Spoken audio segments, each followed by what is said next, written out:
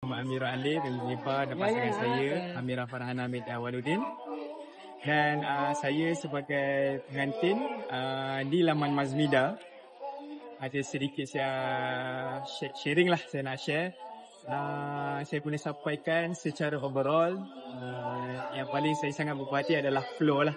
Flow daripada awal, sebelumnya mula majlis, sehari sebelum majlis dan sehinggalah ke hari majlis dan ke penutup majlis.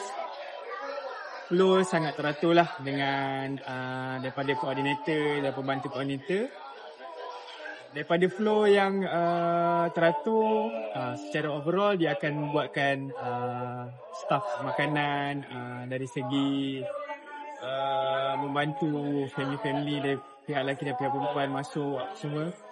So untuk makanan, perhiasan dan juga bantuan-bantuan yang diberikan daripada staff-staff di laman Mazmida, kami sangat berhati lah.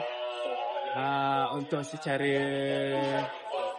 overall sebagai penutup, recommended lah. Dari rate 1 sampai 5, okay, saya boleh letak 5 lah. Based apa yang saya dah lalui, majlis saya sangat-sangatlah teratur. Saya letak 7. 75. Alhamdulillah. Okey, soalan bonus. Satu soalan bonus.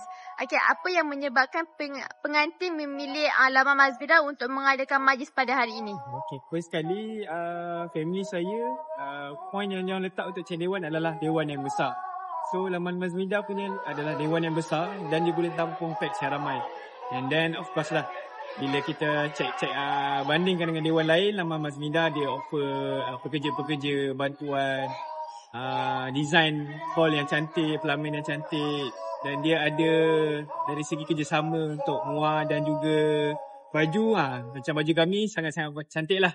Ramai puji cantik. Ini maknanya kolaborasi dengan laman Mazmida ni kata meluas lah. Dan untuk option-option yang kami dapat daripada staff sendiri banyak dan menepati cita rasa